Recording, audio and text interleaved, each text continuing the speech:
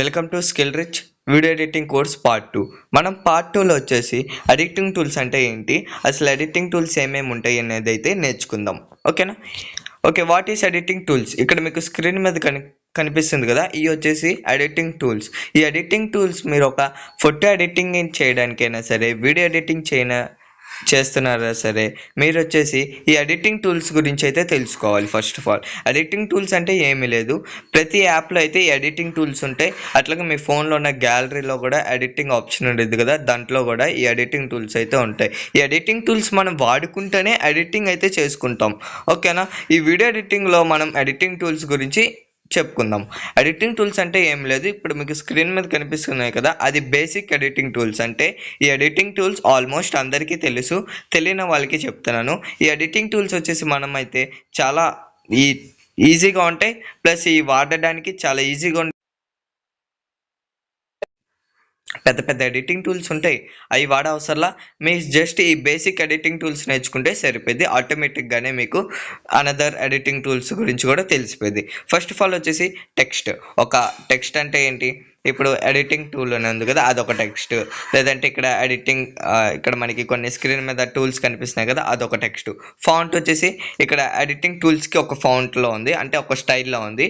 నార్మల్గా font name ఉంది కదా, అదొక స్టైల్లో ఉంది, అది ఫాంట్ అంటారు. టెక్స్ట్ సైజ్ వచ్చేసి ఏంటంటే, ఇప్పుడు ఎడిటింగ్ టూల్ వచ్చేసి మనకి ఎడిటింగ్ టూల్స్ అని ఎడింగ్ ఉంది కదా, అది వచ్చేసి ఒక సైజులో ఉంది, ఈ ఒక సైజులో ఉంది, అది టెక్స్ట్ సైజ్ అంటారు. కలర్ ఏంటంటే మనకి టెక్స్ట్కి కలర్. ఓకేనా? టెక్స్ట్కి కలర్ యాడ్ చేసుకోవడం. తర్వాత వచ్చేసి క్రాప్, ఒక ఫోటో ఎడిటింగ్ అయినా సరే, వీడియో ఎడిటింగ్ అయినా సరే క్రాప్ అయితే చేసుకుంటాం.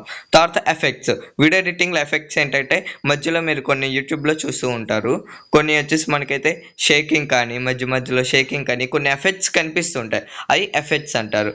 అసలు ఎట్లా వాడాలి అనేది అయితే నేను ఎడిటింగ్లో చెప్తా, వీడియో ఎడిటింగ్లో చెప్తాను. అసలు ఎడిటింగ్లో మనం ఏమేమి నేర్చుకోవాలి అనేది అయితే మొత్తం క్లియర్గా అయితే చెప్తాను. కాకపోతే నేను చెప్పినట్టు మీరు ఫాలో అవ్వాలి, స్టెప్ బై స్టెప్. మీరు పార్ట్స్ వింటే మీకైతే అర్థమైతే అయ్యిద్ది. ఓకేనా? నెక్స్ట్ వచ్చేసి ఆడియో. మీ వీడియోకి మీ ఆడియో అయినా సరే, ఆడియో ఎఫెక్ట్స్ కూడా ఉంటుంది. ఆడియో ఎఫెక్ట్స్ ఏంటంటే మధ్యలో వర్షం పడే సౌండ్ కానీ, లేదంటే బైక్ సౌండ్ కానీ, లేదంటే ఆరన్ సౌండ్ కానీ, ఇలాంటి ఎఫెక్ట్స్ ఉంటాయి. అవి కూడా ఇన్షాట్లోనే ఉంటాయి. ఇన్షాట్లో చాలా ఫీచర్స్ అనేది కొద్దిగా మనకైతే హై లెవెల్లో అయితే ఉంటుంది. ఓకేనా?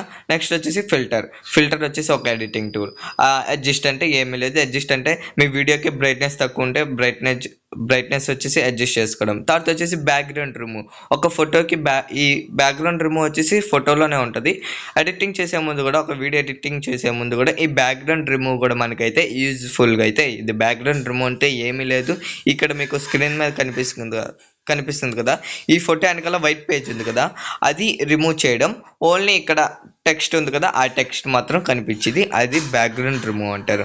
ఓకేనా? మళ్ళీ చెప్తున్నా, మీరు ఎడిటింగ్ టూల్స్ జస్ట్ బేసిక్ తెలుసుకోవాల్సింది text, font, text size, colour, crop, effects, audio, filter, adjust, background remove. ఇవే ఎడిటింగ్ టూల్స్. జస్ట్ ఈ పార్ట్ 2లో వచ్చేసి ఎడిటింగ్ టూల్స్ గురించి తెలుసుకున్నారు. అసలు ఎడిటింగ్ టూల్స్ వీడియో ఎడిటింగ్లో ఎట్లా వాడాలి అనేది అయితే పార్ట్ 3లో అయితే నేర్చుకుందాం. అర్థమైందా? ఇన్షాట్ యాప్లో ఎడిటింగ్ టూల్స్, ఇప్పుడు మీకు స్క్రీన్ మీద కనిపిస్తున్న ఎడిటింగ్ టూల్స్ ఎట్లాగా ఇన్షాట్ యాప్లో వాడాలి అనేది అయితే నేర్చుకుందాం. ఓకేనా? పార్ట్ 3 అయితే అందరూ వినండి. పార్ట్ 3లో మనం వచ్చేసి ఇన్షాట్ యాప్లో ఎడిటింగ్ టూల్స్ ఎట్లా వాడాలి.